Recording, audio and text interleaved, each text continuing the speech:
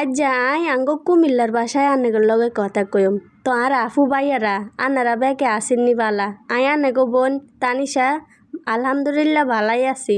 তো আয় আজ এরম একটা রেসিপি আন্নেগোর লগে শেয়ার করকুম।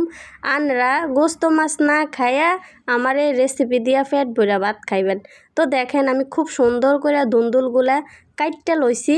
আর আমি তো উত্তরবঙ্গের বউ, কুমিল্লার মেয়ে, আপনারা ভালো করেই জানেন। তারপরে এখন হঠাৎ করে মন চাইলো আমাদের কুমিল্লার ভাষায় একটু কথা বলতে, তাই আপনাদের সাথে বলছি। এই তো আমার কাটাকাটি শেষ বক বক করতে করতে। তো আজকের এই রেসিপিটা হবে ডিম এবং ধুন্দুল। ধুন্দুলও যেমন গোল গোল, ডিমগুলোও কিন্তু গোল গোল। আয়ন ভালা করি ধুই লইতে আসি, অনেকক্ষণ লাড়াচাড়া করে দইয়া টইয়া লইছি। পেঁয়াজ আর কাঁচামরিচ খুব সুন্দর করে কাটি লইছি। আর একটু পানিটা শুকানোর লাই বালা করে লাড়ি চাড়ি লইম।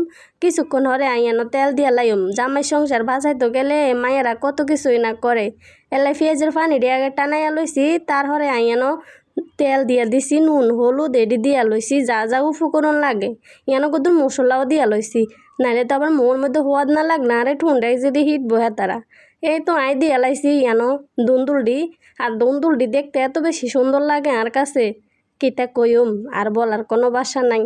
আর বালা করে কিন্তু কষিয়া মশিয়া লল লাগবো, বুঝছিনি। এই তো ঢাকনা দিয়ে ঢেকে দিয়ে এক এক করে ডিমগুলো দিয়ে দিছি। আর রান্না কিন্তু ওই গেছে, বুঝছেননি। অনানেরা বেকে আইয়েন খাইতেন, আন্নেরা বেকে বালাতে